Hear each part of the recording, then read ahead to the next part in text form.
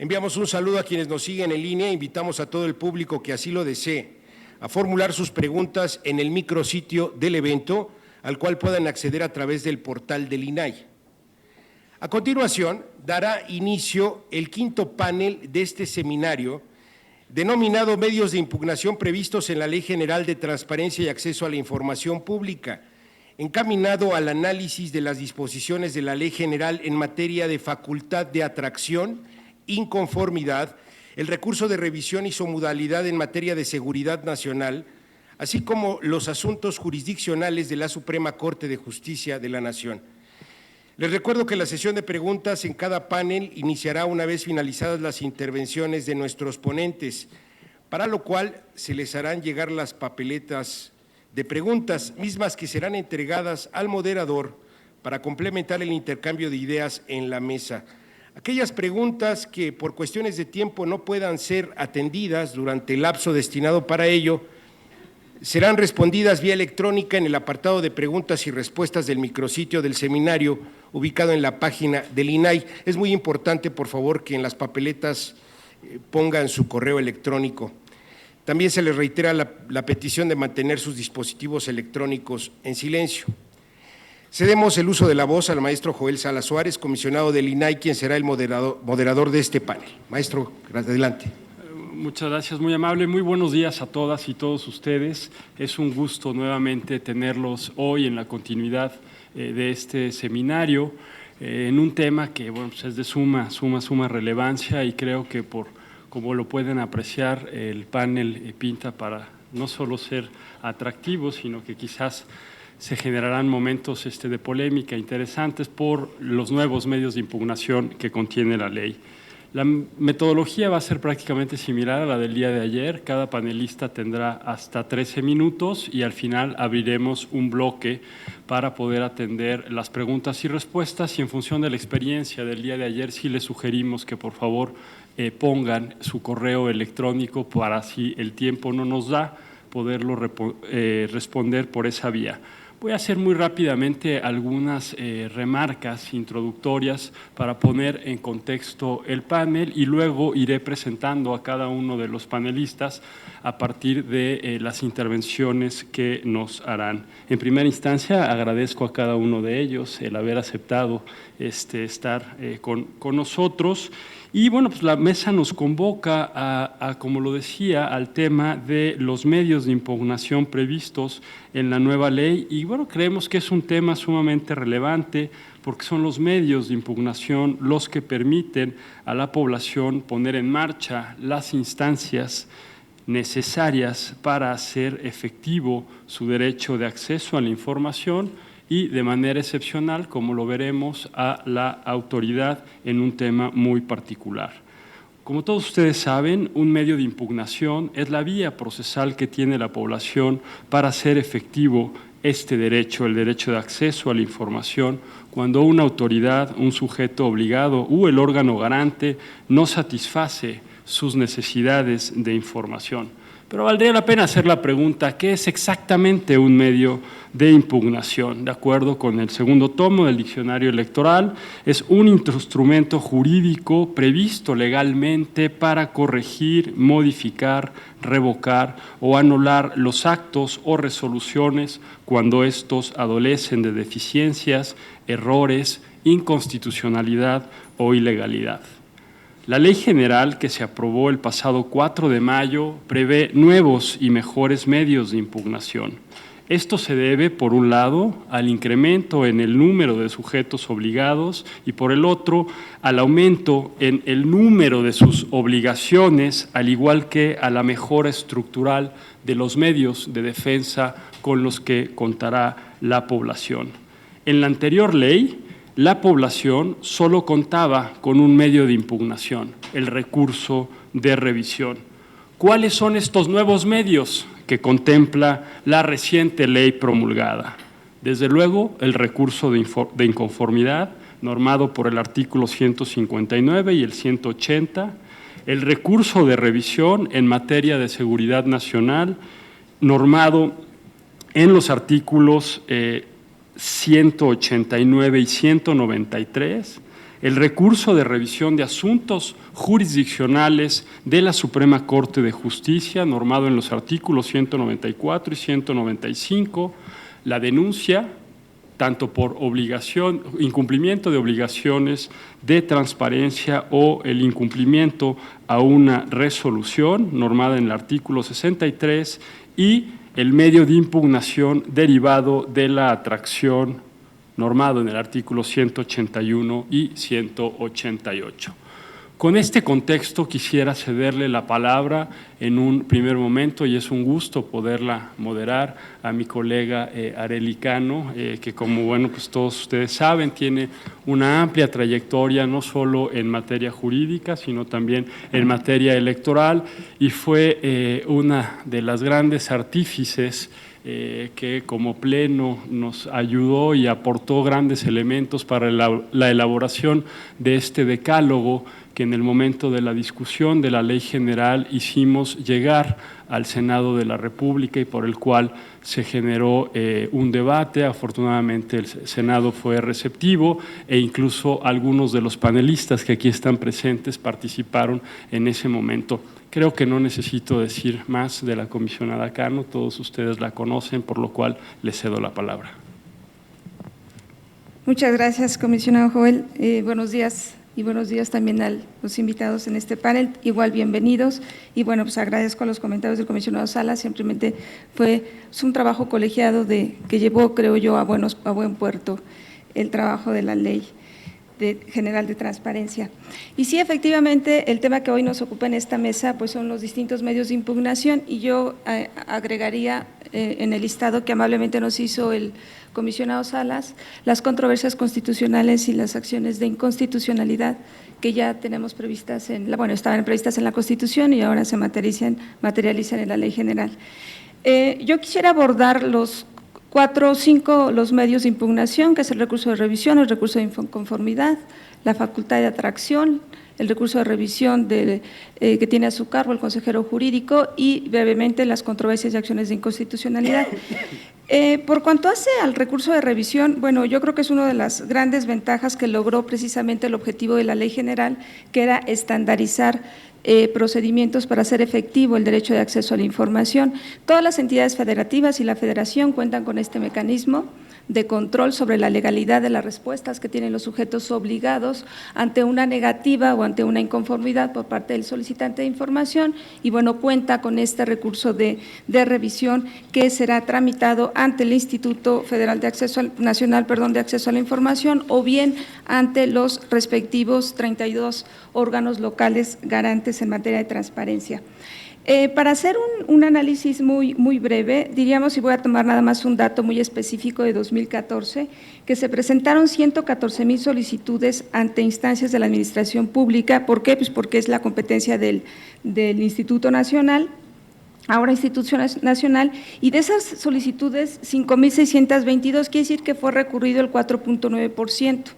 Si nosotros hacemos un recorrido ante las entidades federativas, vemos que hay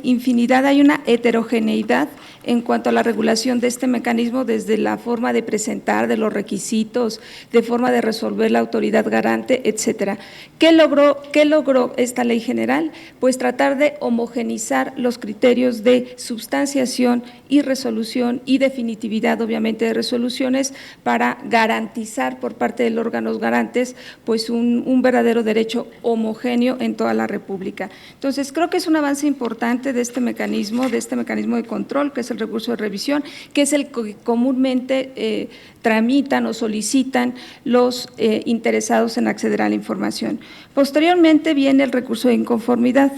El recurso de inconformidad pues es el recurso que tienen a su vez las personas para inconformarse de las resoluciones que emitan los órganos garantes, y bueno, aquí es donde entra el contexto del Instituto Nacional de Acceso a la Información, que no solamente es una cuestión estética, sino que ahora en esas facultades tendrá que revisar la legalidad de los órganos, la legalidad de las resoluciones de los órganos garantes locales, cuando se vea afectado el solicitante y se requiere una revisión desde el punto de vista jurisdiccional materialmente por parte del instituto. Entonces, es un recurso que cuando yo lo veía decía, bueno, pues es crear otra instancia además al solicitante para acceder a la información, pero bueno, esto quedó en la ley, en la Constitución y en la Ley General en forma optativa. El solicitante de información bien puede acudir a la instancia administrativa como el Instituto Nacional o puede recurrir al juicio de amparo para revisar o que se revise la legalidad o constitucionalidad de la resolución que emitió en su momento el órgano garante. Entonces, bueno, este es un otro mecanismo de control de legalidad que también está a cargo de el Instituto Nacional. ¿Qué hay con la facultad de tracción? Y yo creo que este es uno de los temas importantísimos que trae también la ley. Y bueno, es un medio excepcional de control de legalidad para entrar a asuntos en principio que no son competencia del Instituto Nacional, pero que revisten un interés y trascendencia para garantizar y proteger el derecho de acceso a la información. ¿Qué implica esto? Que si una entidad federativa, a través de su órgano garante, emite una resolución y el propio Instituto Nacional o el propio órgano garante determina que por su trascendencia o interés deba conocer el Instituto Nacional, pues bueno, es cuando nosotros atraemos esa competencia, lo podrá hacer el propio instituto o lo podrá hacer a solicitud del órgano garante. Hay dos vocablos fundamentales para atraer esta facultad, el interés y la trascendencia, y yo creo que aquí simplemente hay que tener o tomar como referencia lo que ya otros órganos similares o poderes tienen, y no tengo otra referencia más que la Suprema Corte de Justicia cuando atrae este tipo de asuntos, y creo que ya la Corte ha dado bastantes elementos de carácter de motivación y de fundamentación para interpretar de mejor manera qué se entiende por interés y qué se entiende por trascendencia. Y bueno, por interés, muy breve, es la gravedad del tema, la posible afectación o alteración de valores sociales, políticos o en general de convivencia, de bienestar o que afecten la estabilidad del Estado. Por carácter trascendente es lo excepcional, lo novedoso que entraña la fijación de un criterio para casos futuros y la complejidad sistémica de los mismos. ¿Qué quiere decir esto? Que el instituto, cuando decida atraer esta facultad o este asunto por su trascendencia e interés, tendrá que motivar y fundamentar por qué implica este tema tan complejo, por qué es novedoso, por qué es trascendente. Entonces, seguramente cuando se detalle a nivel federal este mecanismo, tendremos que tener en cuenta estas consideraciones. Y bueno, ha habido casos evidentemente que nos ilustran cuáles son las trascendencias, cuál la Corte ha asumido esto y que nos podríamos asumir como casos análogos. Caso San Fernando, el del 72 migrantes, que por cierto involucra al instituto por una facultad de violación grave a derechos humanos. Ahí lo que está en discusión es que si el instituto en primera fase puede pronunciarse para efectos de acceso a la información, si puede ordenar la publicidad de información, no obstante que se encuentre en una excepción de causal de reserva por causas de averiguación previa. Una comunidad indígena en la Sierra Tarahumara, donde la Corte atrajo el asunto, la discoteca Bar News Divide, donde también la Corte atrae el asunto. Entonces, son temas de trascendencia social, bueno, que importan a la comunidad en general. Y bueno, el tema que sí me gustaría tomar mucho énfasis es la facultad del consejero jurídico para resolver o para impugnar ante la Suprema Corte de Justicia las resoluciones que emita este instituto. Y quiero decirles que cuando se expidió, bueno, se promulgó, ya quedó firme el artículo 6º constitucional y que yo todavía no iba a ser comisionada, dije, este es uno de los puntitos, y aquí está una representación de la consejera jurídica, pero es uno de los puntitos que había que discutir, y en lo personal, bueno, no estaba del todo convencida del por qué se otorgaba este mecanismo de control al consejero jurídico o por qué nada más por una causa que era seguridad nacional. Y bueno, empezamos, y voy a ser muy breve con los antecedentes que se realizaron para incorporar esta facultad a nivel constitucional. Fueron 3 iniciativas de las 3 principales fuerzas del país, y la del PRI Verde solicitaba esta facultad diciendo que pues era una forma de controlar, de contrapeso dentro de los poderes públicos, al darle al INAI ya la máxima jerarquía normativa de reconocimiento, porque ya estaba reconocido constitucionalmente como órgano garante. pero había una situación de que esta facultad se la otorgaba al presidente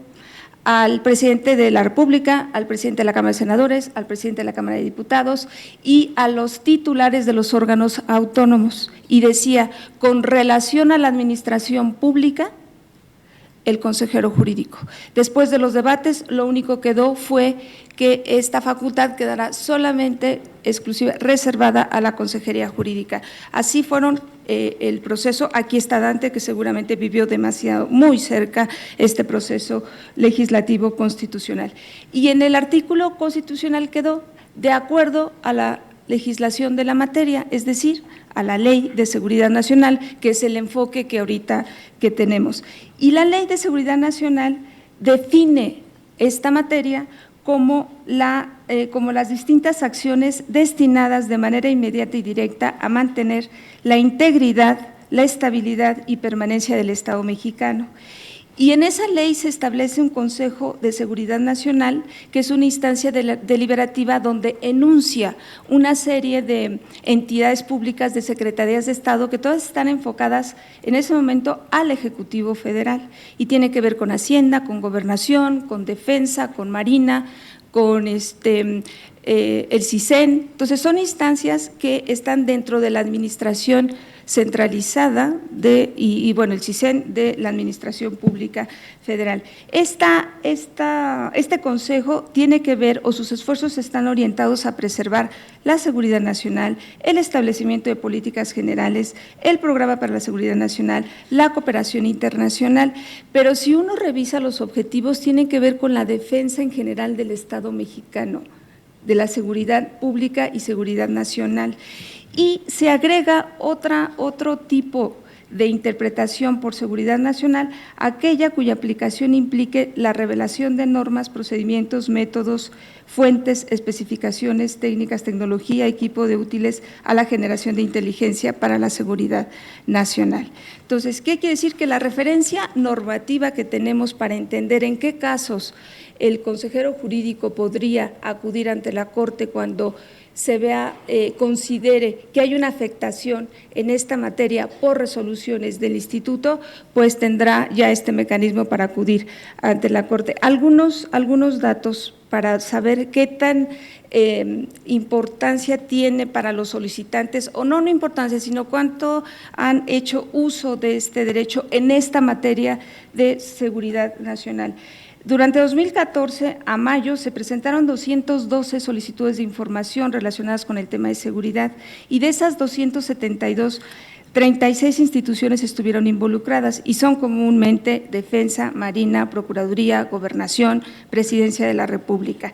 Y de esas solicitudes, el dato de impugnación, el 58.3, fueron impugnadas. Algunas se confirmaron, se revocaron y se entraron a análisis. En sí, el papel del consejero jurídico tiene, si ustedes recordarán, y eso lo tenemos desde la Constitución del 17, que cuando se hablaba del consejero jurídico, del abogado de la Nación, estaba a cargo del Procurador General de la República, y creo que si no me falla la memoria, es en 1994 cuando se hace una reforma y se establece que el Ejecutivo Federal contará con un consejero jurídico, y esto para dividir la facultad que tenía como representante de la sociedad a través del procurador y como la defensa de los intereses jurídicos y legales del presidente de la República. Hubo reformas, el año pasado hubo la reforma político-electoral, se habló del fiscal general de la República, y bueno, ahí ya es cuando se entiende que el consejero jurídico no solamente es del Ejecutivo, sino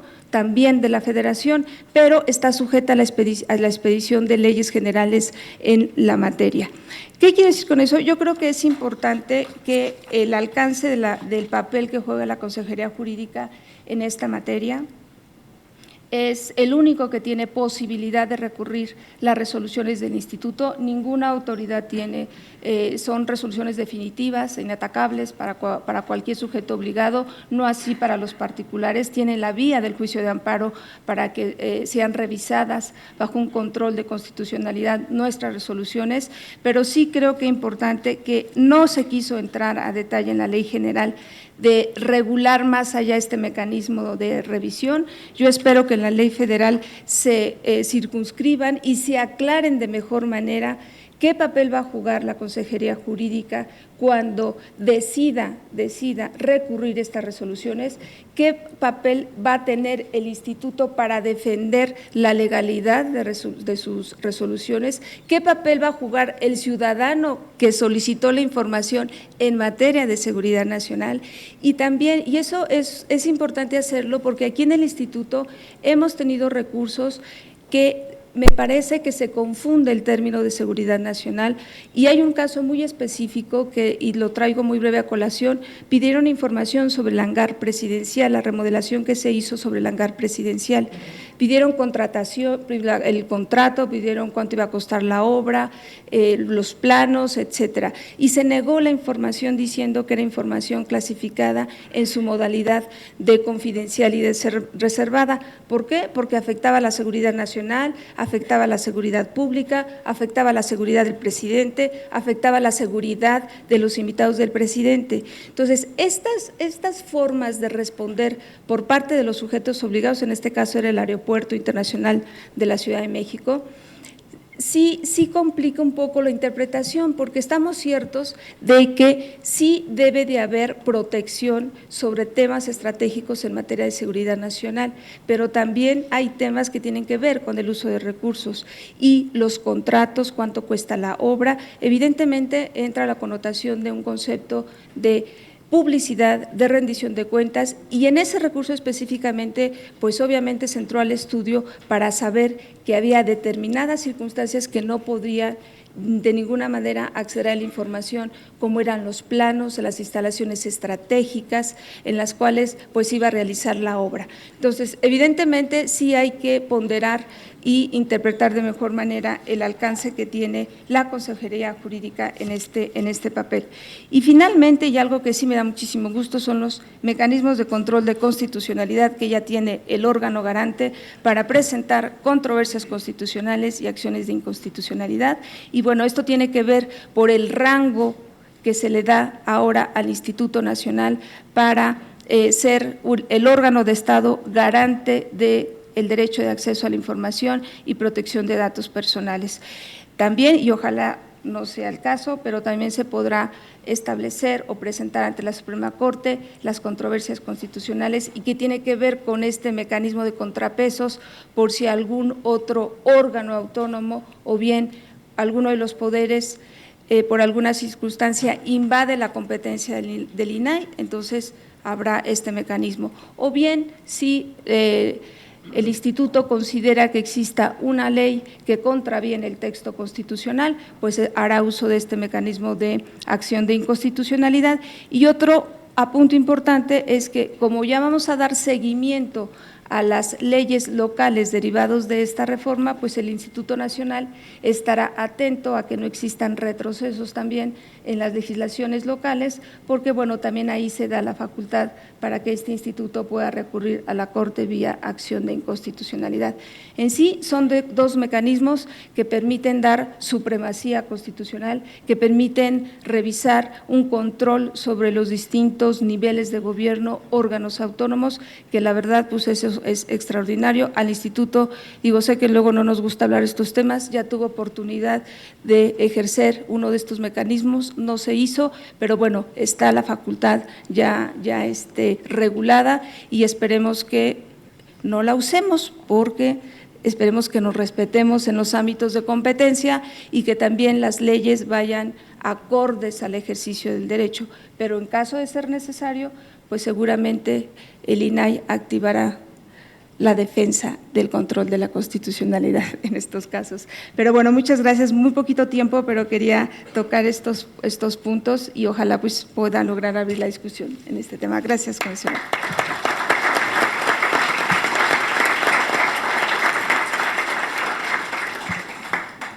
Muchas gracias, comisionada, y creo que de manera natural por su exposición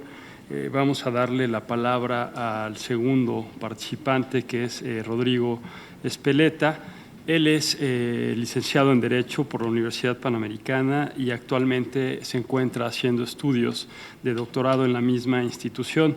tiene experiencia en el ámbito académico, ya que se ha desempeñado como profesor de las asignaturas de Teoría Constitucional y Derecho Constitucional en la misma casa de estudios. Tiene una amplia experiencia profesional, básicamente centrada en estudios legislativos y análisis jurídico en la Secretaría de Gobernación, y ha trabajado en la Consejería Jurídica, en donde actualmente se desempeña como consejero adjunto de la legislación y estudios normativos de esta oficina en la Presidencia de la República. Y bueno, como lo anticipaba, fue el propio Rodrigo quien en su momento, en el debate que abrieron los señores legisladores en el momento de la confección de la Ley General, quien fue en representación del consejero jurídico para vertir la posición. Y si no tienes inconveniente, Rodrigo, creo, y al ser el seminario sobre alcances y retos, creo que la comisionada Cano ponía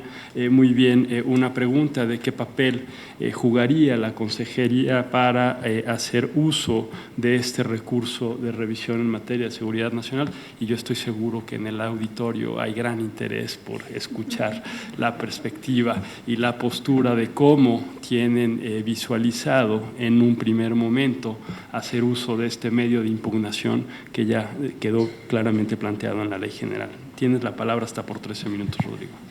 Gracias, comisionado. Muy buenos días y gracias por la invitación y la oportunidad de seguir platicando de esta reforma que sin duda está cambiando el paradigma, ¿no? En materia de transparencia. Antes de entrar al tema del recurso extraordinario que tiene el consejero jurídico para impugnar resoluciones del instituto, quisiera referirme a dos atribuciones del propio instituto que me parecen sumamente relevantes. Como ya mencionaba en los comisionados, los medios de impugnación pues son estas herramientas jurídicas que tienen las personas para hacer valer efectivamente sus derechos, es decir, son las garantías que requiere cualquier derecho para hacerlo efectivo. La reforma constitucional establece nuevos sujetos obligados y fortalece al instituto, pero de poco sirve tener muchos sujetos obligados y establecerles muchas obligaciones si no tenemos mecanismos que permitan a las personas hacer valer de forma efectiva ese derecho. Y me detengo en estos temas porque considero que es en los medios de impugnación o las atribuciones materialmente jurisdiccionales que tiene el instituto donde se le dota de una fortaleza pues sin precedentes en nuestro país. La Constitución lo convierte al instituto, lo convirtió en un órgano garante del derecho a acceso a la información y la transparencia a nivel nacional, es un instituto nacional. Hace poco alguien me preguntaba si efectivamente el instituto tenía competencia nacional, y la pregunta más bien era, ¿por qué ahora se llama Instituto Nacional? Antes se llamaba Instituto Federal. ¿Por qué ahora se llama Instituto Nacional si las entidades federativas conservan atribuciones en materia de transparencia? Es decir, hay órganos autónomos locales, la Constitución establece obligaciones orgánicas positivas para las entidades federativas, para los estados concretamente, de establecer órganos que garanticen el derecho a la transparencia y el acceso a la información en las entidades federativas. La pregunta tiene cierta lógica. ¿Por qué ahora es un instituto entonces nacional si no se está federalizando o no tiene competencia en todo el territorio nacional? Y la respuesta es, efectivamente, es ahora un órgano garante nacional.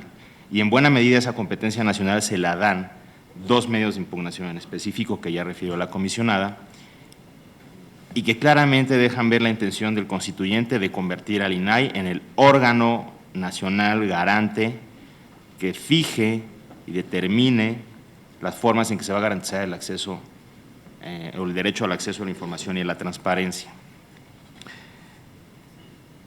El más relevante considero, o el que de mejor forma nos permite ver esta intención del constituyente, es el recurso o la facultad de atracción de recursos de revisión. Como ya comentaba la comisionada del Pleno, el Instituto por mayoría de sus comisionados puede de oficio o a petición del organismo garante atraer un recurso que se esté ventilando en una entidad federativa, en un órgano local. ¿Con qué objeto? Con el objeto finalmente de fijar criterios de interpretación respecto a el derecho de acceso a la información y la transparencia. Sin duda, esta facultad de atracción, lo que hace es establecer o pone al instituto como la autoridad máxima en materia de interpretación de los derechos de acceso a la información y la transparencia, sin perjuicio de que en sede judicial eventualmente pudiera llegar algún asunto. Pero esta atribución, interpretada sistemáticamente con la definitividad de las resoluciones del instituto para los sujetos obligados que no para los particulares, sin duda colocan al instituto como una autoridad nacional garante del derecho a la transparencia y desde luego al acceso a la información. Entonces nos parece de especial trascendencia y relevancia porque, como ya mencionaba la comisionada, se emplean conceptos análogos a los que utiliza la Suprema Corte de Justicia de la Nación para atraer asuntos, interés y trascendencia. ¿Por qué va a traer un recurso el instituto? Pues lo va a traer,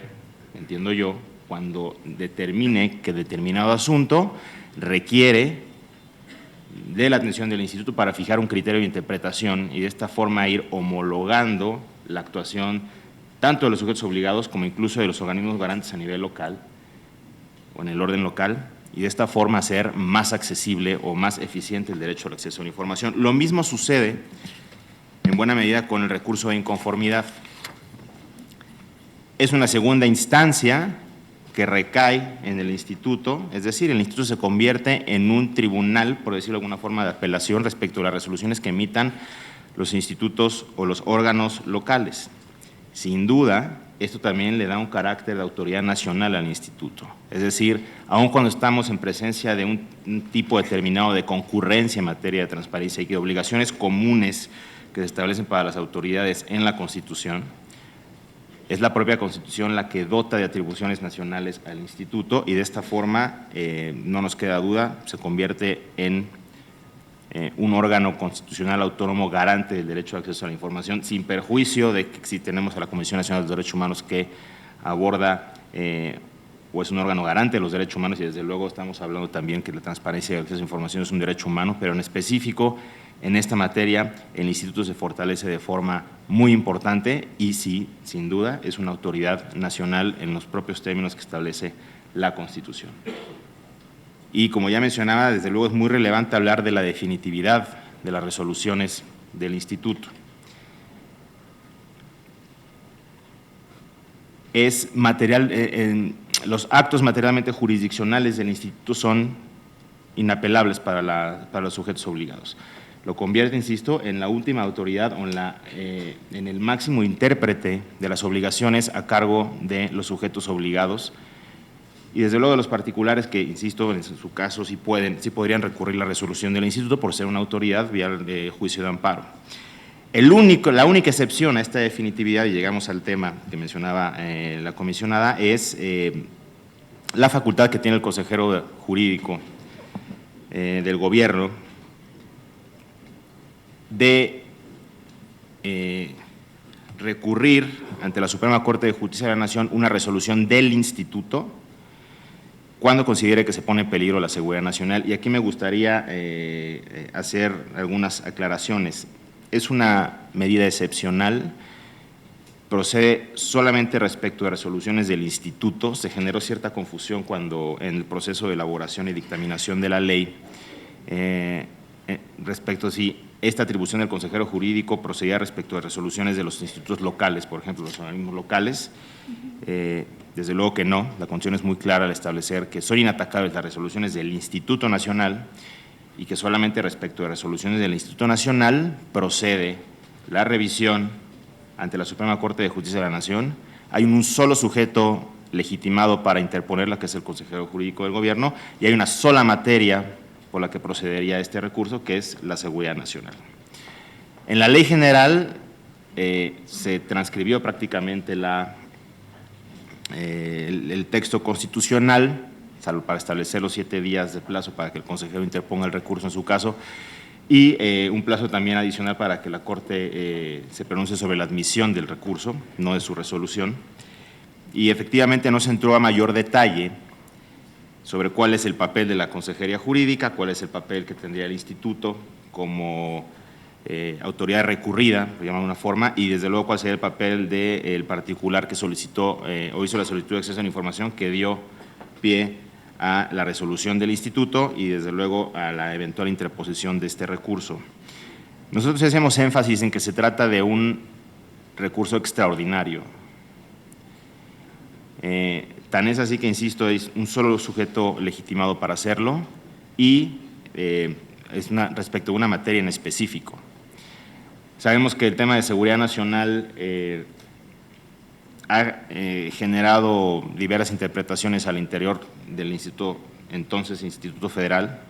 y lo hará sin duda en el Instituto Nacional, porque se conserva incluso como una materia o como una causal de reserva de la información.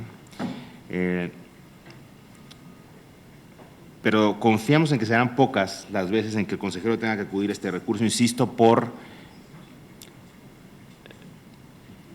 el nuevo andamiaje legal que se ha construido en la Ley General. Si pensamos en la obligación que tienen las autoridades de hacer la prueba de daño ahora, al momento que reservan la información, que sin duda esta obligación existía, pero estaba en lineamiento, sino en la ley, la autoridad podía no hacer una prueba de daño sino hasta que llegara el recurso. Pues si pensamos que es la autoridad, al momento de reservar la información, la que hace la prueba de daño, si pensamos que existe un recurso mucho más efectivo de revisión al que teníamos en la legislación anterior, y si pensamos también en la autoridad, no solamente jurídica, sino moral que tiene el instituto, estamos confiados que este recurso de revisión por cuestiones de seguridad nacional será ejercitado, pues atendiendo a la naturaleza del mismo, es decir, de manera excepcional.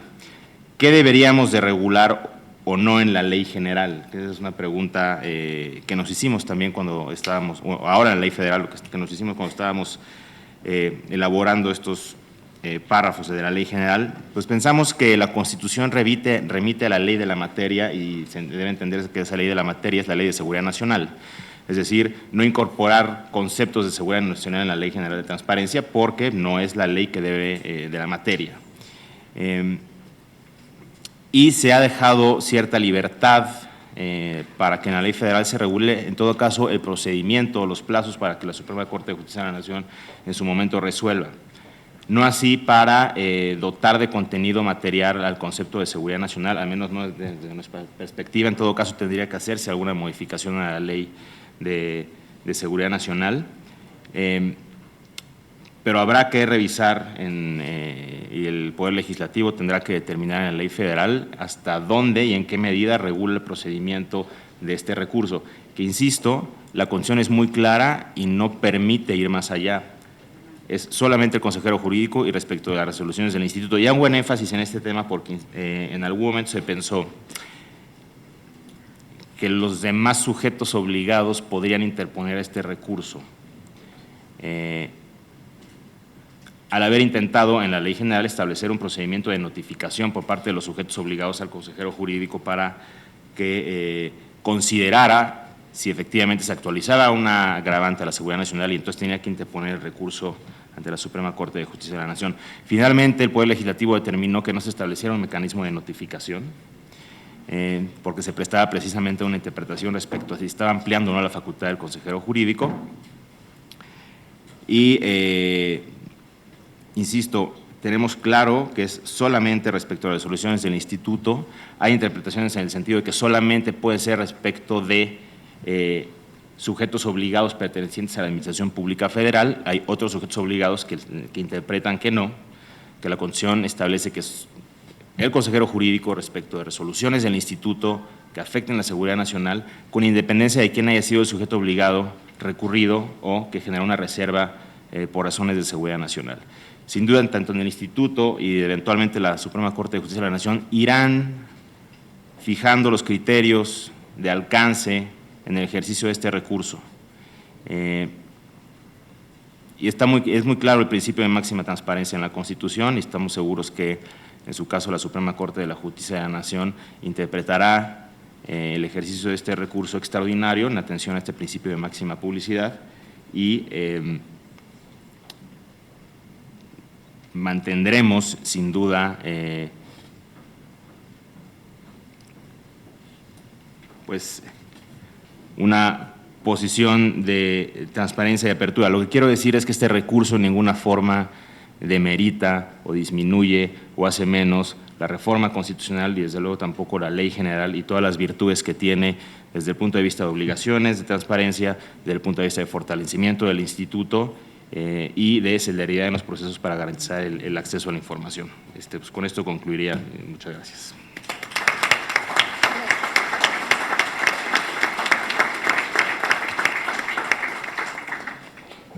Muchas gracias, Rodrigo. Ahora cedo la palabra al licenciado Dante Preiser, quien es abogado por la Escuela Libre de Derecho y actualmente se desempeña como titular de la Unidad de Apertura Gubernamental y a su vez es presidente del Comité de Información de la Procuraduría General de la República. Muy brevemente, sí quisiera recordar que Dante, durante el proceso de generación de la Ley General, coordinó un grupo de trabajo, de redacción, en el cual de manera inédita y evidentemente a petición de los senadores, se generó un mecanismo que creo que dio buenos resultados en términos de poder entregar una propuesta a las comisiones dictaminadoras de una iniciativa de ley que por primera vez tomó en cuenta las consideraciones de la comunidad práctica de transparencia. Entonces, digamos que Dante conoce muy bien cómo fue el proceso, por qué quedaron estos medios de impugnación y no dudo que va a aportar elementos para la discusión de esta mesa. Dante, tienes la palabra hasta por 13 minutos. Muchas gracias, comisionado Salas. En primer lugar, me quiero agradecer la invitación, la amable invitación que emitió la comisionada Arely Cano a la Procuradora General de la República para acudir a este evento, a este seminario. Por razones de agenda, la Procuradora no pudo asistir, pero me pidió que le transmitiera sus saludos tanto a los comisionados, a los ponentes y en general al público que nos acompaña el día de hoy. Y me pidió que los acompañara el día de hoy para hacer algunas reflexiones respecto de los temas que se han puesto en la mesa en el seminario, en específico en este panel, que son temas que, como comenta el comisionado Salas, fueron de los que más se discutieron en la redacción de la Ley General y en los que la Procuradora, en su calidad de senadora en ese momento, participó decididamente para lograr los consensos que hicieron posible que la ley saliera en los términos que salió. Entonces, en principio, me voy a permitir hacer algunos comentarios, observaciones y reflexiones sobre los medios de impugnación que se contemplaron en la ley. Aclarando que la Ley General tiene justamente la función de ser una ley modelo que establece principios, bases y procedimientos en materia de acceso a la información, pero que debe ser replicada de alguna manera en las leyes en la ley federal que falta de expedir y en las leyes locales. Esto es importante aclararlo porque de los medios de impugnación que se señalan en la Ley General, dos son de manera modelos, son modelos que se deben replicar en otras leyes, y los demás medios de impugnación son los que corresponden al Instituto Nacional en su calidad de órgano garante, como lo comentaba Rodrigo Espeleta. Yo considero que a pesar de que en el título octavo se señalan 5 medios de impugnación, hay en la ley otro medio de impugnación, pero no para efectos del procedimiento de acceso a la información, sino para efectos de la transparencia de las instituciones, y está contenido en el capítulo 7º, que es la denuncia por incumplimiento a las obligaciones de transparencia. Este fue un capítulo que en un principio no se entendió, porque se facultaba a los ciudadanos a poder denunciar ante el instituto cuando los sujetos obligados no tenían publicada la información en los que todos conocemos como los POT, en los portales de obligación de transparencia. En un primer momento no se entendió este medio de impugnación porque parecía que los ciudadanos podían denunciar cualquier falta, cualquier obligación de transparencia, incluso si no se constituía el comité de información, si no se constituía la unidad de transparencia. Pero se aclaró señalando que únicamente es para efectos de que si el ciudadano en el portal de obligación de transparencia, que va a estar contenido en el Sistema Nacional de Transparencia, no encontraba la información que por obligación el sujeto obligado tiene que poner a disposición del particular, se podía hacer un medio de impugnación ante el instituto para que éste verifique si existe la información y en caso de no existir, pudiera el instituto obligar al sujeto obligado a poner a disposición esta información en el portal. Esto parte de la idea de que tenemos que distinguir el derecho de acceso a la información y otra cualidad de los sujetos obligados, que es el de ser transparentes. Una cosa es el procedimiento que tiene todo ciudadano para acceder a información y otra la obligación de los sujetos obligados de poner a disposición la información de manera proactiva, directa, en los portales de los sujetos obligados, y en esta medida ese también se consideraría un medio de impugnación. Pero bueno, entonces en total consideramos que hay 6 medios de impugnación, como lo han comentado también los comisionados y los demás ponentes. Bueno, el objetivo de la Ley General de Transparencia justamente era homologar tanto el procedimiento de acceso a la información como el procedimiento de recursos de revisión ante los organismos garantes de cómo estaba en la Federación con los estados. Y era importante porque el nuevo paradigma del derecho a la información implica que debe ser considerado como un derecho humano.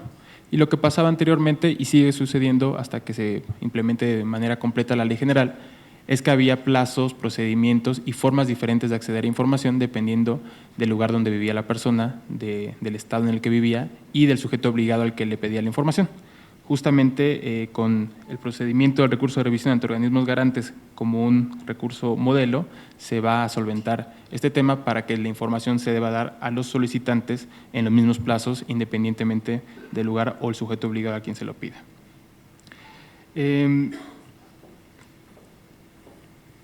Uno de los temas que se tocaron en la redacción de la ley, justamente para revisar esta homologación de información, era que hay estados donde, como el Distrito Federal, donde los plazos ya eran menores a lo que consideraba la ley federal e incluso a lo que considera la ley general. Entonces, lo que se puso fue un transitorio en el que se señala que todos los plazos de las leyes que se tienen que adecuar a esta ley general deben de ponerse al máximo o al mínimo, siempre en beneficio del particular. Esto obviamente atendiendo al principio de progresividad que señala la Constitución, en el que si ya se ganó un derecho no se puede regresar por una ley posterior en perjuicio de los ciudadanos o de los individuos. Entonces es importante señalarlo porque el legislador local debe estar muy consciente de esta situación para no cambiar los plazos tratando de adecuarse a la ley general, pero en realidad yendo en perjuicio de lo que ya estaba en las leyes vigentes al momento de aprobación de la ley general. Y bueno, como lo comentaba, los medios que sí son exclusivos de aplicación del Instituto Nacional son justamente el recurso de inconformidad, que es la segunda instancia, y el recurso de atracción. La decisión de que esto sucediera así fue justamente para atender a que el Instituto Nacional sea la última instancia en la resolución de cualquier tipo de solicitud de información, pero únicamente para poder atraer casos de los estados debe de fundar y motivar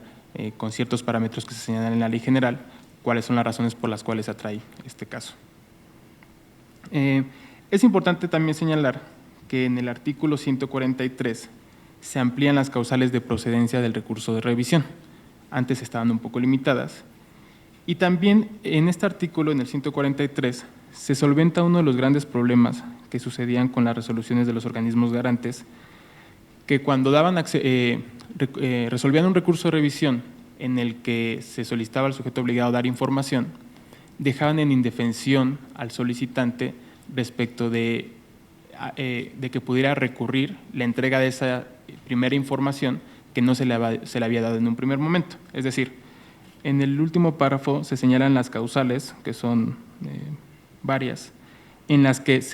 es susceptible de ser impugnada de nueva cuenta la entrega de esa información, justamente para no dejar de lado que el solicitante, al ser entregada esa información que debió haberse sido entregada en un primer momento, pudiera no estar de acuerdo con la información que se le está dando. Lo que pasa actualmente es que el INAI resuelve un recurso de revisión en el que se tenía que dar información desde el inicio del acceso del procedimiento de acceso, y si el solicitante ya no está conforme con esa información, ya no tiene posibilidad de recurrir esa misma solicitud ante el instituto y por lo tanto se declara improcedente un doble recurso sobre esa solicitud. Y en la etapa del cumplimiento tampoco se verifica que en realidad se haya dado la información, porque el sujeto obligado da la información y con eso cumple el recurso de revisión, pero hay otros elementos que deben ser considerados para señalarse que sí se cumplió en definitiva con este recurso de revisión.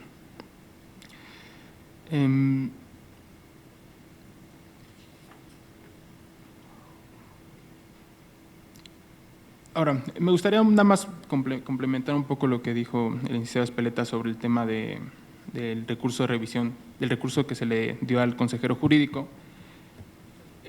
Como lo decía la comisionada Cano, en un principio en las iniciativas se consideraban más de una excepción para que se pudiera impugnar los recursos ya resueltos por el INAI. Al final quedó que fuera únicamente el consejero jurídico y solamente por el tema de seguridad nacional, porque así lo señala la Constitución. En el artículo 89, fracción sexta, se señala que el Ejecutivo Federal tiene la atribución de preservar la seguridad nacional. Entonces, no es que se hubiera habido algún tipo de tema político en la decisión de quién iba a poder ser el que iba a impugnar las resoluciones del IFAI, pero sí tenía que haber un control democrático en última instancia, protegiendo un tema sumamente sensible. O sea, es una excepción absoluta cuando hay asuntos de seguridad nacional, y la decisión de que fuera el consejero jurídico y no la Suprema Corte o el Congreso fue justamente porque la atribución de preservar la seguridad nacional la tiene el Ejecutivo Federal y no cualquiera de los otros poderes del Estado. Esa es la única razón real final de por qué fue el consejero jurídico. Y sobre la discusión de si puede ser el consejero jurídico respecto de cualquier recurso de revisión del Instituto Nacional o incluso de los organismos garantes locales, la respuesta en principio es que sí podría ser, porque la seguridad nacional es un tema que va más allá de una concepción federal o local de los temas. Si por alguna resolución de un recurso de revisión en un estado se llegara a afectar, digo, es difícil, como lo comenta el licenciado Espeleta, es difícil que pueda pasar, pero podría ser, se llegara a afectar la seguridad nacional por una resolución que obligara a dar cierta información, pues es evidente que alguien tiene que tener la atribución para protegerlo. Y si al presidente le está dada esa atribución en el artículo 89 constitucional, hace lógica que sea el consejero jurídico del Ejecutivo el que lo haga. También es importante señalar que este recurso se acortaron muchísimo los plazos justamente atendiendo a la excepcionalidad del mismo. Es decir, solamente en casos sumamente graves y que son evidentemente riesgosos a la seguridad nacional, los plazos para que el consejero jurídico pueda interponer este recurso son muy limitados. Y por último, el recurso de revisión de la Suprema Corte de Justicia de la Nación también fue una discusión que se tuvo desde la reforma constitucional, en la que se señalaba que podía llegar a haber un momento en el que la Suprema Corte de Justicia de la Nación, como órgano de última instancia constitucional del país, pudiera llegar a ser juez y parte si el INAI tuviera la atribución de responder ante sus solicitudes de información, es decir, de decidir respecto de solicitudes de información que se pidieran a la Suprema Corte de Justicia de la Nación. La decisión que se tomó al final fue justamente que solamente fuera para asuntos jurisdiccionales, y seguro será muy interesante ver cómo en lo sucesivo, cuando ya se implemente de manera total la ley y el INAI sea responsable de las solicitudes de acceso a la información que se solicitan al Poder Judicial en su conjunto, es decir, ya sea a la Suprema Corte de Justicia o al Consejo de la Judicatura Federal, va a ser muy interesante de ver la forma en la que se argumenta en qué casos se trata de información jurisdiccional y en cuáles de otro tipo de información como puede ser administrativa. De cualquier forma, existe siempre la posibilidad de que un último recurso resuelto por el INAI llegue a la Suprema Corte mediante vía de amparo y se dé esta situación de que haya juez y parte, pero la Suprema Corte como última instancia en todo momento tendrá la última palabra sobre el tema. Por último, me gustaría tocar un último tema que es no necesariamente sobre los medios de impugnación, pero que sí está relacionado indirectamente, que es el tema de violaciones graves a derechos humanos. Como ustedes saben, durante todo el debate de la Ley General, uno de los grandes temas fue si permanecía la cláusula de violaciones graves a derechos humanos. Independientemente de que en este momento existe en la Suprema Corte de Justicia de la Nación varios asuntos para resolver si debe o no, o quién debe ser la instancia encargada de valorar las violaciones graves a derechos humanos, en la ley se mantuvo la redacción original de la ley federal, justamente atendiendo al principio de progresividad en la Constitución, porque de no haberlo hecho podría haber implicado una regresión en esa materia. Sin embargo, es importante señalar, y aquí ya lo aterrizo un poco a lo que la Procuradora General de la República ha instruido como una política interna en la Procuraduría, es sí solventar todos los recursos de revisión, pero también atendiendo y tomando en cuenta que el derecho de acceso a la información no es un derecho absoluto, sino que convive con otros muchos derechos, que en el caso de la Procuraduría tienen también que ver con la protección de la vida y la integridad de las personas, tanto de los servidores públicos, pero también respecto de las personas denunciantes, víctimas o las personas que declaran ante el mismo. Entonces, básicamente, me gustaría señalar que la Procuradora ha instruido que en todos los casos en que el INAI haga una última decisión sobre violaciones graves a derechos humanos o delitos de lesa humanidad, se atenderá, pero siempre protegiendo no solo los datos personales, sino también la posibilidad de reserva que hay de información cuando ésta pueda afectar la vida de las personas. Entonces, con eso concluiría mi intervención y agradezco mucho por su atención.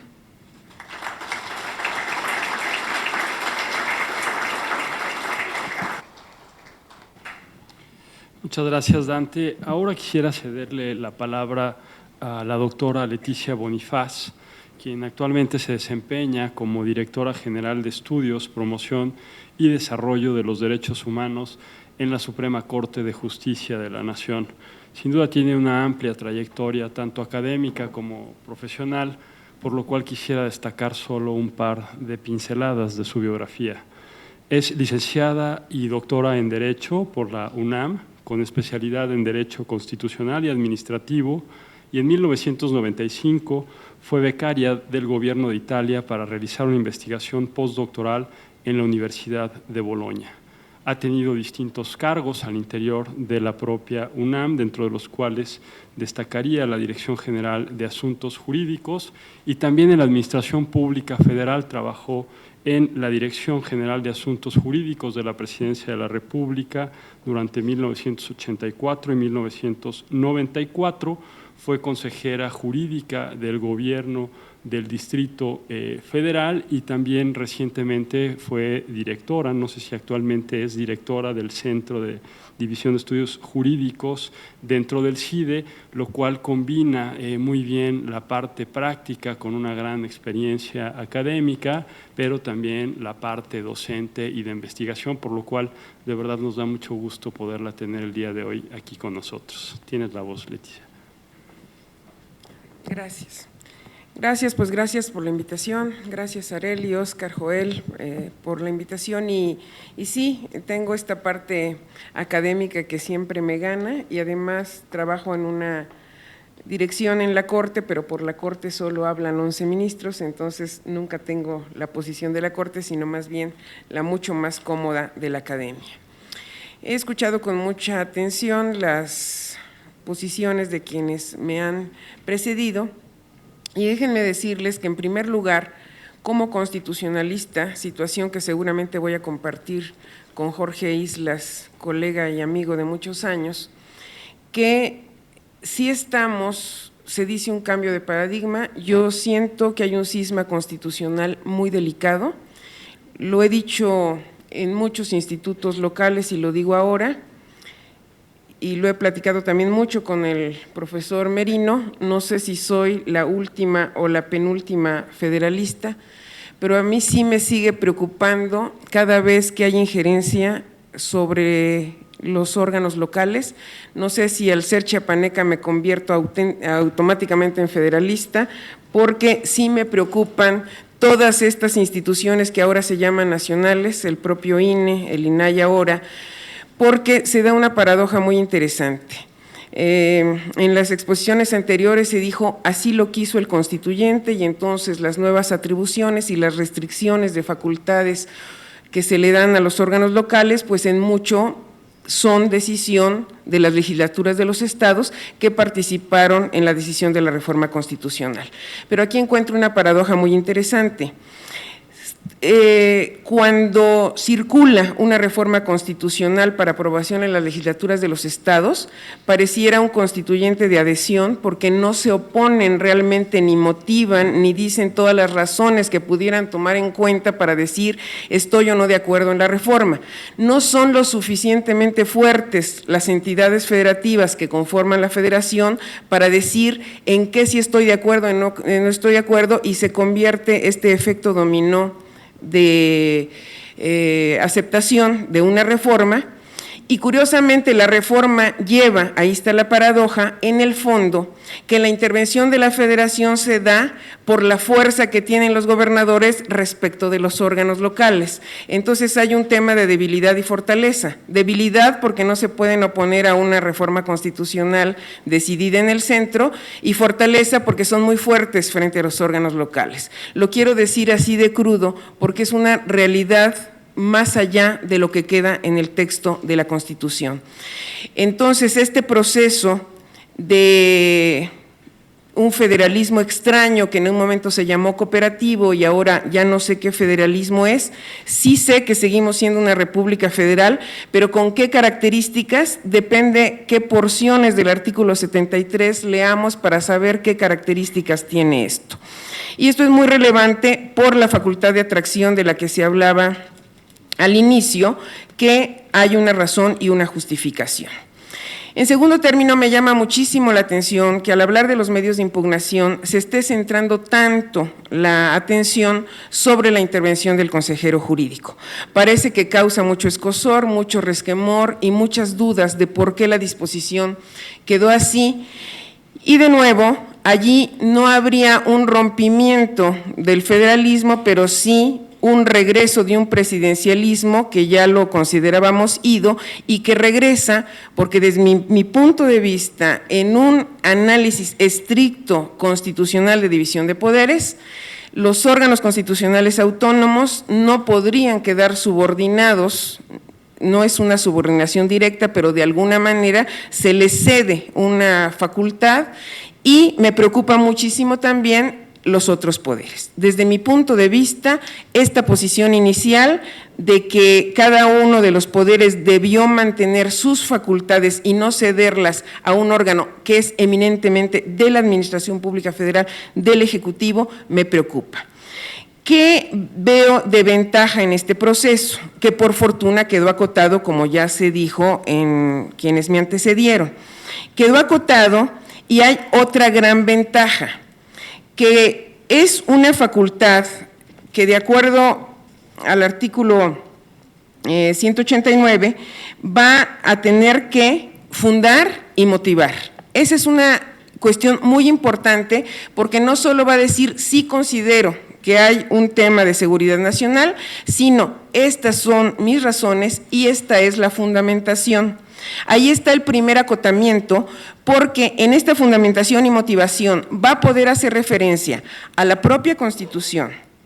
a la Ley de Seguridad Nacional especializada en la materia, pero también entra necesariamente, al ser este derecho un derecho humano, entra todo el tema de la convencionalidad. Entonces, cuando hablamos de seguridad nacional, sí ya tiene algo acotado y tendrá que fundar y motivar. O sea, es el propio artículo 14, 16 constitucionales, las otras garantías que entran en apoyo. Y además hay algo que es muy relevante. Se insistió mucho, va a ser excepcional. Sí está esa salida, pero es excepcional. ¿Por qué nos inquieta? Porque pareciera una excepción y nosotros queremos reglas y que la transparencia no tenga restricciones. Cuando se dice va a ser excepcional, nos deja más o menos tranquilos, pero esa excepcionalidad va a ser que si en alguna ocasión se ejerce esta facultad, todo el escrutinio público va a estar sobre el consejero jurídico. O sea, la gran lupa de la transparencia va a estar viendo por qué lo promovió, respecto de qué lo promovió, y después la lupa sobre la Corte, qué va a resolver la Corte. Entonces, nunca va a estar algo en lo oscurito o de alguna manera escondido. Porque revisando lo que el propio IFAI ha dicho que es la seguridad nacional en los muchos casos que le han tocado, sí hay unos temas muy claros, como lo decía Arely, que tienen que ver con la defensa, con el CISEN, con la Marina, pero hay otros casos que están en frontera y que son justamente los que en algún momento pudieran ser motivo de duda, y allí viene de manera complementaria lo que la propia Suprema Corte ha dicho, en qué casos sí hay o no el tema de seguridad nacional. Voy a hacer referencia al segundo párrafo porque no se ha insistido mucho en eso de que el consejero, si considera que hay razones para promover, por razones de que esté en peligro la seguridad nacional, dice, el recurso deberá interponerse, ya se dijo durante qué plazo, y luego dice, la Suprema Corte de Justicia de la Nación determinará de inmediato, en su caso, la suspensión de la ejecución de la resolución. En su caso es muy importante porque parecería que siempre se suspende, y ese en su caso da la posibilidad de que puede haber suspensión o puede no haber una suspensión. Y luego dice, y dentro de los 5 días siguientes a la interposición de recurso, resolverá sobre su admisión o improcedencia. Entonces, son 2 momentos de los que no se había hablado, pero que parecen muy importantes. Y en el siguiente artículo es a donde dice, en el escrito del recurso, el consejero jurídico del Gobierno Federal deberá señalar la resolución que se impugna, los fundamentos y motivos por los cuales considere que se pone en peligro la seguridad nacional, así como los elementos de prueba necesarios. Así que para nuestra tranquilidad no está tan abierto como en principio se pudiera considerar, porque es fundar, motivar e incluso dar elementos de prueba. Quiero decirles que revisé con mucho cuidado lo que el propio IFAI antes hizo en materia de seguridad nacional y me parece muy interesante la posición, pero también una jurisprudencia de la Suprema Corte que seguramente conocen, en donde pone elementos muy claros de una interpretación coherente de todo el marco normativo, donde pone convencionalidad, donde pone los otros artículos relacionados de la propia Constitución y específicamente lo que pudiera entenderse por seguridad nacional, que es llevada a temas que no necesariamente tienen que ver con lo que ahorita vemos de combate al narcotráfico, sino a veces hasta en temas de la ley de aguas se ha argumentado seguridad nacional, en temas de telecomunicaciones se argumenta con frecuencia seguridad nacional, y es así como este concepto, que a nivel de la teoría del derecho le podríamos llamar un concepto válvula, porque no puede nunca estar cerrado del todo. El derecho necesita de ciertos conceptos, como el de seguridad nacional, para que en casos concretos se pueda decir si aplica o no aplica, pero eso no significa que no hayan reglas claras de aplicación. Y para usar el tiempo que me falta, sí quiero insistir en el tema de las violaciones graves a los derechos humanos, porque también aquí el elemento de interpretación puede ser no que es una violación a los derechos humanos, sino una violación grave a los derechos humanos. Y es en la gravedad en donde también hay interpretaciones ya de la Suprema Corte que nos pueden dar luz respecto de cómo puede quedar circunscrito el esquema de interpretación. Ya lo decía Arely en algún momento, el caso de San Fernando es un caso actual que debe revisarse, donde se pidió el acceso a todo lo que implicó desde la averiguación previa hasta todo el proceso, y en mi caso respecto de San Fernando yo no dudaría en pensar que allá hay violaciones graves de derechos humanos. Respecto del News Divine ya estaríamos en frontera, pero sí respecto de San Fernando yo creo que no nos quedaría con el tamiz internacional ninguna duda respecto de si cabe o no cabe. Y sobre eso sí quiero leer expresamente lo que la Suprema Corte de Justicia ha dicho en el amparo en revisión 168/2011, en donde se habló de violaciones graves a derechos humanos, su concepto para efectos de derecho de acceso a la información, de la averiguación previa que se investiga, porque aquí específicamente la Corte habla de las violaciones graves y dice, para comprobar la trascendencia social de las violaciones, deberá determinarse a través de criterios cuantitativos o cualitativos. El criterio cuantitativo determina la gravedad de las violaciones, demostrando que tienen una trascendencia social en función de aspectos medibles o cuantificables, tales como el número, la intensidad, la amplitud, la generalidad,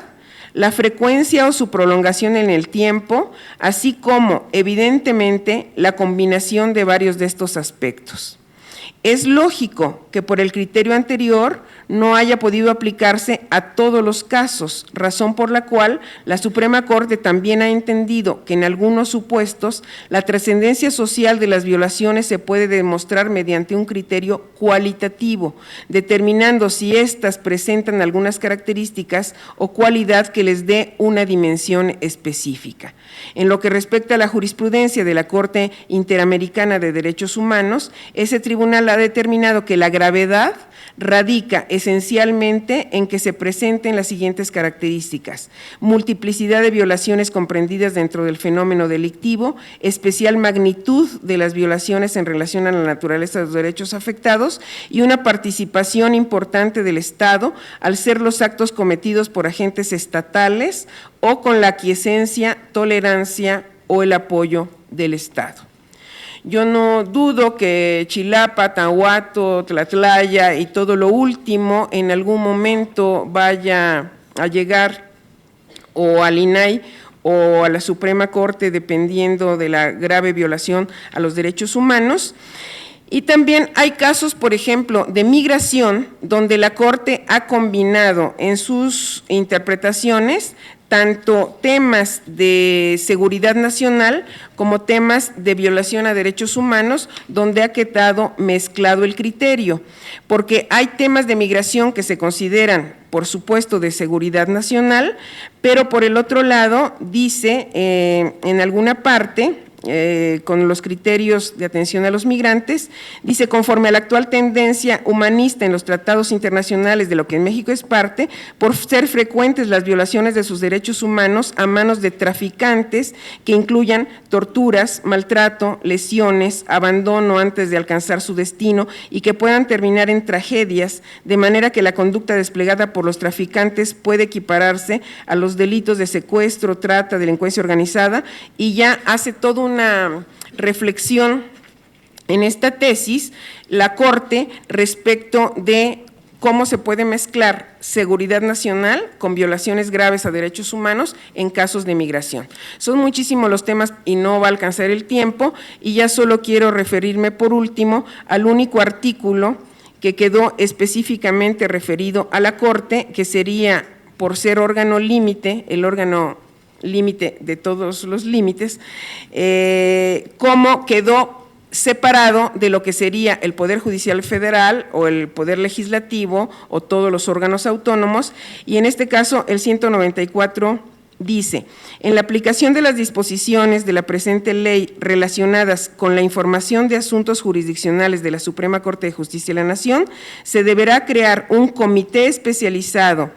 en materia de acceso a la información, integrado por 3 ministros. Para resolver los recursos de revisión relacionados con la información de asuntos jurisdiccionales, dicho comité atenderá a los principios, reglas y procedimientos y tendrá las atribuciones de los organismos garantes. Se previó qué pasa con la información de la Suprema Corte, no del Poder Judicial. Entonces nos referimos a los temas que por acciones de inconstitucionalidad, por controversias o por amparos que fueron atraídos, la propia Corte se revisaría a sí misma, y para eso se crea en esta ley la posibilidad de que se constituya esta comisión de 3 ministros. Los temas apenas comienzan. Yo felicito por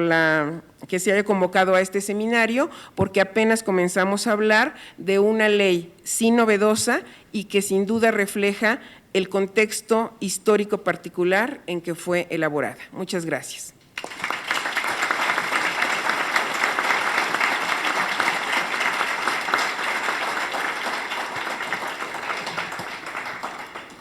Muchas gracias, Leticia, por tu intervención. Solamente quisiera hacer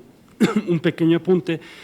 diciendo que efectivamente en los recursos de revisión que le han tocado a este pleno y que se ha pronunciado a primera vista haciendo uso de la excepción a la reserva al tratarse de violaciones graves, hemos utilizado o puesto en práctica los elementos cuantitativos y cualitativos que tanto la Suprema Corte como la Comisión Interamericana nos han establecido, y han sido efectivamente San Fernando, Tlatlaya y Ayotzinapa, ¿no? Entonces, estamos en armonía y en sintonía con lo que ha definido la Suprema Corte, y en función de justo San Fernando, una instrucción que dio el juez en ese momento IFAI para pronunciarse a primera vista, es lo que quedó en discusión al momento de la ley general y que los legisladores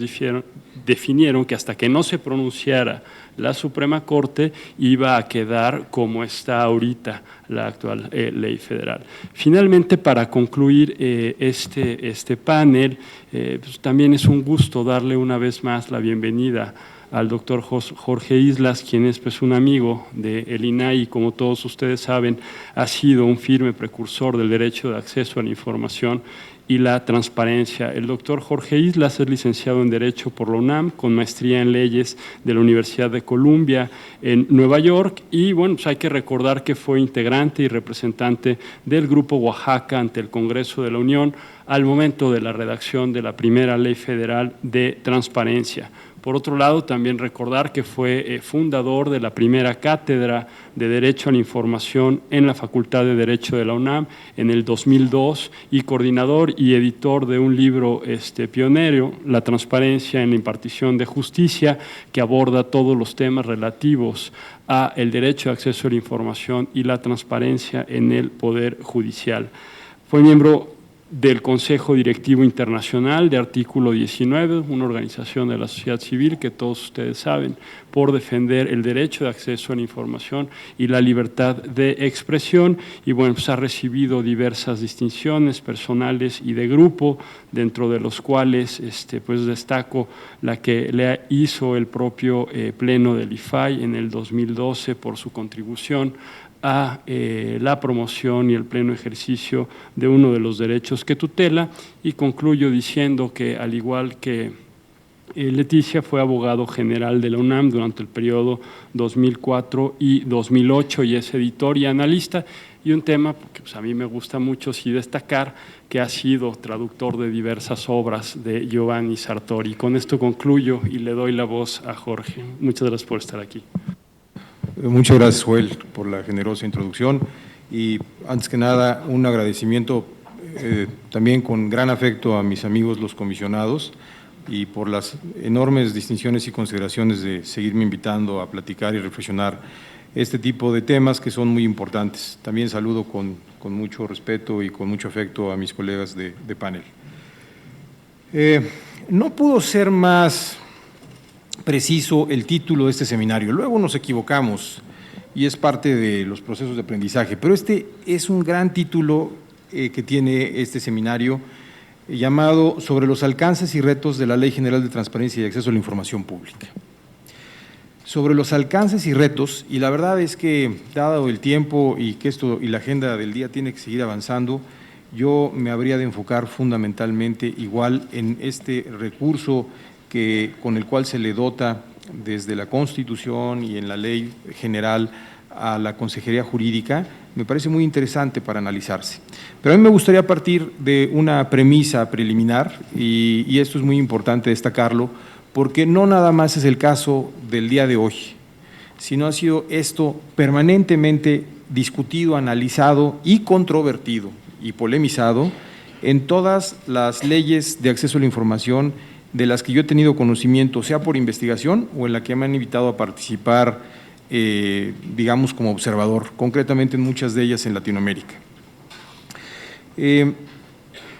La dicotomía derecho a la información pública, derecho para reservar información, ha generado siempre controversia y polémica. Y es claro, sin transparencia no hay democracia, obvio. Lugares comunes, pero también sin Estado no hay democracia. Entonces, se tienen que buscar los parámetros, las zonas y las fronteras que puedan generar sanos equilibrios institucionales y procedimentales que permitan desahogar una ley con un procedimiento y sobre todo la efectividad de resultados para que tengamos un contundente sistema en favor de la apertura de la información pública, de la transparencia. Esto me lleva precisamente al año 2000, cuando junto con un grupo de colegas, preponderantemente académicos y periodistas, discutíamos este tema por primera ocasión para establecer una reflexión y posteriormente una propuesta ante el Congreso en un ejercicio inédito ciudadano, y fue, si no mal recuerdo, en la sala de juntas de la Secretaría de Economía con Sergio López Ayón, estaba yo y tal vez algún colega adicional, en donde identificamos la necesidad, porque no avanzábamos mucho en la posibilidad de seguir redactando algunos temas adicionales por el tema de seguridad nacional. Y en ese momento hubo esta coincidencia de que era muy importante establecer una definición, aunque fuera genérica, para establecer un parámetro y una base, con el fin de aminorar posibles actos de discrecionalidad. Una ley así tiene que ser ejemplar, porque es una ley que busca no solamente permear, fortalecer las puertas de la apertura a la información, sino porque hay tal vez un espíritu aún más importante, es construir ciudadanía y eventualmente fortalecer otras libertades de las que nosotros somos beneficiarios ejerciendo este derecho. Y creo que no fue una mala definición, no porque hayamos participado directamente en esa parte, era una definición bastante buena, era porque la borraron y ya no la quisieron incorporar en un nuevo contexto. ¿Por qué? Bueno, lo escuchamos hace un momento, porque se creía que técnicamente podría ser motivo de otra ley. Yo en lo personal difiero. Por eso, la redacción y la precisión del lenguaje para efectos de técnica legislativa es muy importante. Si bien es cierto que puede haber complementos con la Ley Federal de Seguridad Nacional, la propia ley establece, y esto no se ha dicho, que para efectos de esta ley se entenderá por, y se hace todo una estructura de criterios y todo un andamiaje institucional, procedimental y de principios para una lógica, la protección de la seguridad nacional. En el caso de la transparencia hay otra lógica, y ahí es donde la creatividad de los abogados, de los constitucionalistas y de los creadores de normas, creo que puede jugar un puente muy importante de comunicación y de armonía, para establecer también dentro de la propia ley, para efectos de esta ley se entenderá por seguridad nacional y entonces buscar estos complementos. Lo importante es que hoy tenemos una ley general, producto de una reforma constitucional, a la que no se le puede restar mérito alguno. Mérito alguno, yo lo diría por dos razones fundamentalmente. La primera y más importante, porque finalmente hubo un gran consenso de todos los actores políticos relevantes, y esto le da legitimidad. Y también relevante porque incorporaron a diversos sectores de la sociedad civil, especialistas, que dieron sus opiniones, que fueron escuchados, que fueron invitados y que también hay reflejo de la sociedad civil especializada en estos temas. Dobles auras porque fue una manera de ser muy sensible para incorporar un nuevo marco normativo. Y muy importante porque estamos hablando de que hay un tercer marco normativo en menos de 12 años de creación de este derecho, de implementación de este derecho y de la institucionalización de este derecho, en donde creo que tenemos ya una ley, pues yo diría bastante sofisticada, muy completa y en lo general creo que bastante atendible. Como todo en la vida, hay cosas muy positivas, esta es una de ellas y hay que celebrarlo, y que contamos con una institución garante del acceso a la información pública nacional, muy empoderada. Y creo que el capital humano que conforma esta institución es de altísimo respeto, credibilidad y de respeto, y lo cual en un principio pues da señales de que habrá garantías de que la ley y su capital humano con la nueva institucionalización habrán de redundar en mejores momentos, porque habrá un nuevo criterio de homologación a nivel nacional sobre este tema de la transparencia y el acceso a la información pública. Hay, por supuesto, nuevos mecanismos procedimentales, nuevas figuras procesales, y dentro de ellas a mí me llama mucho la atención los medios de impugnación que prevé la ley. De manera pues muy concreta, a mí me llamó la atención, y yo sí quisiera referirme de manera muy concreta y particular a este mecanismo de revisión que tiene la Consejería Jurídica del Gobierno Federal para poder interponer el recurso de revisión en materia de lo que se llama de seguridad nacional directamente ante la Suprema Corte, cuando ésta considere que las resoluciones del Instituto, y concretamente el Instituto es el Pleno del Instituto Nacional de Acceso a la Información, ponen en peligro la seguridad nacional. Esto nos debe de invitar a hacer las reflexiones que ya se han comentado en el panel. seguridad nacional. ¿Cuál es el alcance de la seguridad nacional y qué entenderíamos por seguridad nacional? En alguna ocasión, platicando este tema con unos, en ese momento, altos servidores públicos de la Federación, yo les decía, perdón, pero acotemos el término seguridad nacional, y ellos se sonreían, pero jamás, y es la fecha, después de 12 o 14 años, que me han podido establecer los alcances y la precisión de seguridad nacional. En un Estado democrático que busca la certeza jurídica y la contundencia del instrumento para favorecer la conciliación entre derechos y responsabilidades, la seguridad y la certeza jurídica es fundamental, de tal manera que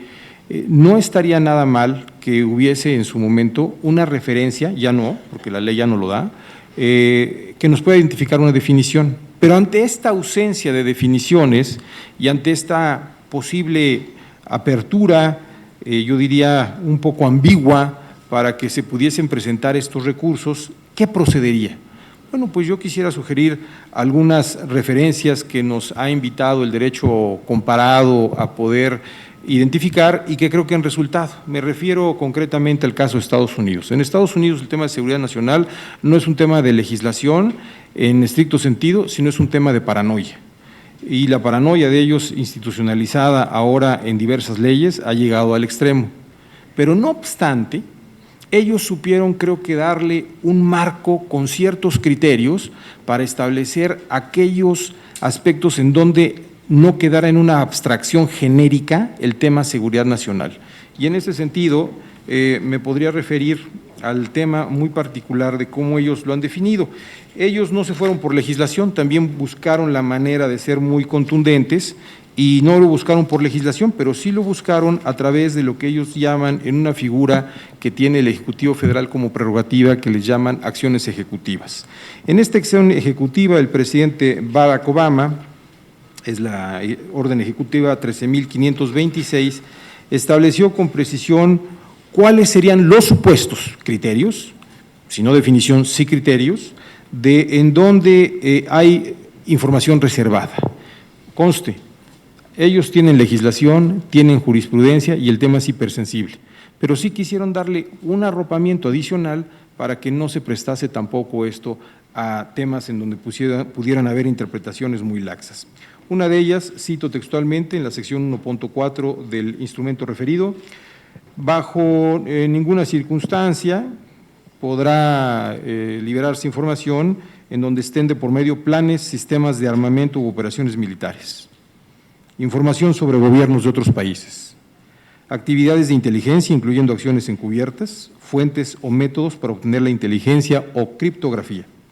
actividades o relaciones de los Estados Unidos con otros países, incluyendo fuentes confidenciales, asuntos científicos, tecnológicos o económicos relativos a la seguridad nacional, programas de gobierno de los Estados Unidos para salvaguardar materiales e instalaciones nucleares, y vulnerabilidades o capacidades de sistemas, instalaciones, infraestructura, proyectos, planes o servicios de protección relacionados con su seguridad nacional. Esto ha ayudado muchísimo porque les ha dado un parámetro adicional en lo interno para que sus sistemas de clasificación sean más ágiles, tengan más certeza y le den más contundencia pues a una de las acciones más importantes que ellos tienen por cuidar y proteger su información sensible, pero por el otro lado tampoco para encubrir cosas adicionales. Este es un recurso polémico, a veces la legislación por razón de intención o de omisión no legisla determinadas cosas. Aquí da la impresión que se dejó para que la Suprema Corte sea la que establezca los precedentes y que vaya edificando los alcances y los impactos que pueda tener hacia adelante el tema vis a vis seguridad nacional, información reservada, derecho a la información y, por supuesto, el tiempo de la periodicidad con la cual se habrá de reservar. Me parece que es muy importante que la Corte tenga los mejores elementos posibles, pero no hay que olvidar que también hay dos elementos adicionales que pueden ayudar a que la Corte tenga un sentido muy asertivo con relación al tema. Me refiero, y con esto concluyo, dos temas muy importantes. La propia ley prevé los principios con los cuales se habrá de justificar todo el trabajo de clasificación y en general todos los mecanismos con los cuales se habrá de implementar el acceso a la información pública. Entre ellos destaco tal vez los más importantes, que son tres de ellos. Uno, que persigue y fundamenta claramente toda su actividad sobre la base de que el acceso a la información es un derecho humano fundamental y, en consecuencia, el artículo 1 constitucional estará siempre presente, y me refiero concretamente a los principios de progresividad y pro persona. En segundo lugar, hablamos del principio que está destacado en el artículo 6 constitucional, que es el principio de máxima publicidad, y concluyo diciendo que es el otro principio que la propia ley establece, que es el principio del interés público. Bajo esta sombrilla o bajo este basamento, claramente la Corte tendrá elementos en donde esto esperemos que sea la excepción y que se establezcan precedentes muy importantes para hacer una conciliación armónica, respetuosa, con fronteras límite entre lo que tiene que ser reservado, porque a todos nos conviene tener un Estado fuerte democráticamente, que sea muy cuidadoso de la información sensible, y por el otro lado, que también fortalezca los principios y los alcances de un derecho que aspira a hacer más democrática la sociedad y sobre todo a construir una ciudadanía que pueda tener capacidades de deliberación y de decisión sustantivas. Sin información, nada de esto será posible, sino una frustración o una intención malentendida. Muchas gracias.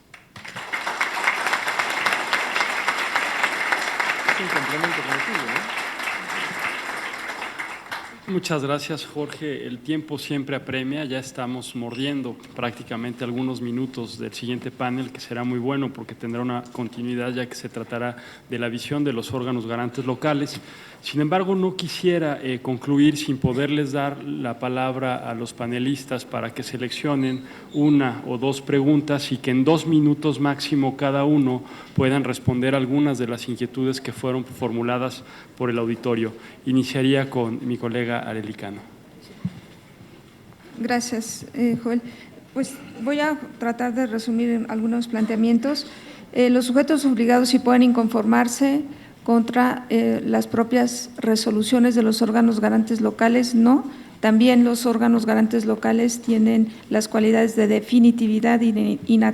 inatacabilidad de sus resoluciones y pueden solamente ser recurridas por el ciudadano o la persona solicitante de información, no así por los sujetos obligados, no por los propios autoridades. Plazos para resolver recursos de revisión y que cuando entrará en vigor en la ley, pues la ley general está vigente y lo único que tienen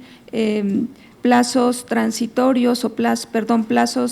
a mediano o largo plazo es derivado de todos los supuestos que establecen los transitorios y concretamente los medios de impugnación vía recurso de inconformidad o el recurso de revisión a cargo de la Consejería Jurídica. El propio transitorio establece que será 1 año. Sobre violaciones graves a derechos humanos, pues el asunto está en la Suprema Corte de Justicia en cuanto a la interpretación de si el órgano garante nacional puede acceder a la información o puede pronunciarse para acceder a la información y aplicar la causal, la excepción a la excepción en materia de averiguaciones previas. Hay una pregunta expresa en el sentido de qué criterios considera que debe de reconocerse para determinar la prueba de interés público. Estos criterios están en la ley, que es idoneidad, proporcionalidad y me falta uno. Son 3 aspectos, y aquí los tenía marcado, que son los que establece la propia ley para resolver recursos de revisión cuando considere o cuando se tenga que acreditar una prueba de interés público. ¿Y qué controles de legalidad, no de constitucionalidad, quedan ante una eventual actuación indebida del INAI? O sea, olvídense de controversias de acción y es expresa la pregunta y evidentemente las resoluciones en cuanto a su legalidad. La actuación del INAI tiene varios controles en materia de legalidad. Uno de ellos es que las resoluciones que emite este órgano por parte de las solicitantes de información son recurribles vía juicio de amparo. Entonces pueden ser revisadas y si hay una falta de motivación o de fundamentación, pues viene de regreso y reconsideramos el recurso. Tenemos también un régimen de responsabilidades en el cual se vigila la actuación de los funcionarios públicos, entramos en legalidad, todos somos sujetos de responsabilidad, la particularmente administrativa, y cualquier falta de diligencia en nuestro servicio público, sea cual sea el funcionario del INAI, pues estamos sujetos a un régimen de responsabilidad, estamos sujetos a otro control de legalidad, que es la fiscalización de nuestros recursos a través de la Contraloría Interna y a través de la Auditoría Superior de la Federación. Entonces, sí estamos supervisados también, en parte del INAI. Y bueno, finalmente, quiero terminar, y creo que va a ser la introducción a la otra mesa. El Instituto Nacional de Acceso a la Información tiene que jugar un papel importantísimo con los órganos garantes, y yo también me la creo, que sí creo que debemos de lograr un federalismo eficaz, y eso tiene que ver con el respeto a las atribuciones. Los órganos locales garantes en materia de transparencia lo son en su respectivo ámbito territorial, son autoridades que tienen y que se les dio también el reconocimiento constitucional de su autonomía y de su definitividad en sus resoluciones. Sí creo que puede haber un riesgo, como creo que ha pasado en la materia electoral cuando se dio la reforma, donde el Instituto Nacional inclusive se le atribuyeron otro tipo de facultades que en principio estaban reservadas a los institutos electorales. Yo creo que aquí no puede pasar eso. A los institutos electorales les llegó ya situaciones de promoción de la cultura cívica, de capacitación, pero las facultades importantes en materia de electoral quedaron a cargo del Instituto Nacional. Que esto no pase aquí, pero eso implica no solamente que esté en la norma, sino que en nuestra coordinación que tengamos con los órganos garantes, pues se logre un respeto de atribuciones. Y hay algo, fíjense, algo que no consideró la reforma constitucional. Si se entiende que el órgano garante nacional y los locales tienen un reconocimiento constitucional y con atribuciones específicas, porque los órganos garantes locales quedaron establecidos en el 116 y en el 122,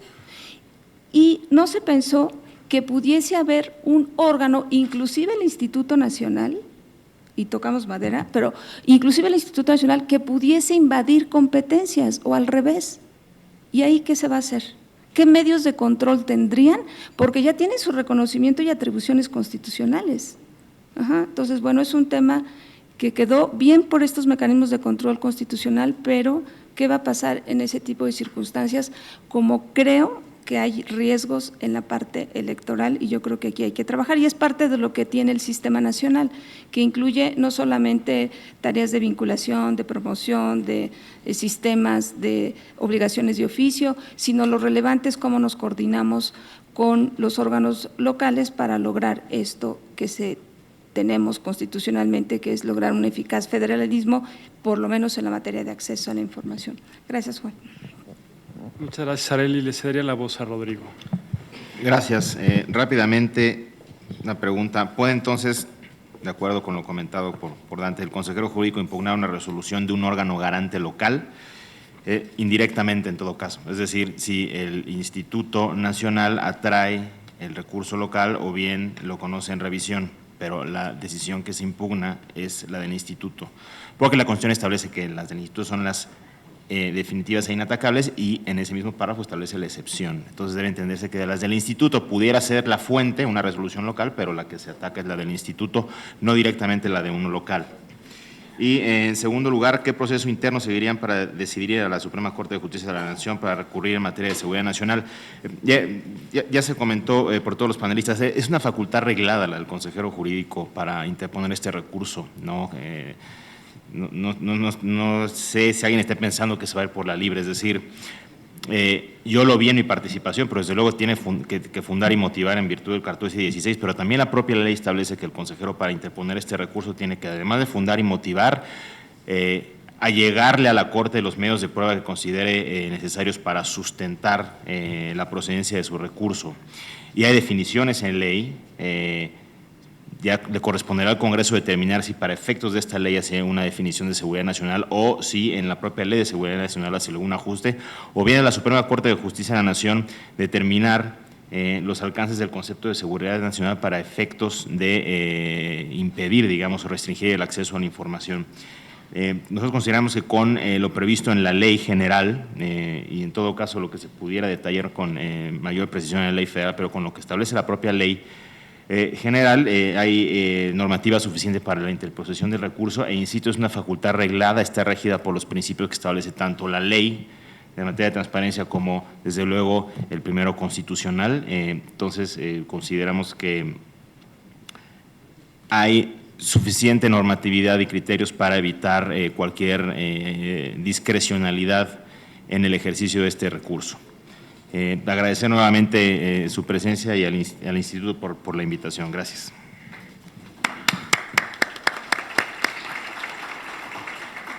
Muchas gracias a ti, Rodrigo. Jugaste un papel, creo que importante, en la mesa en torno a un debate que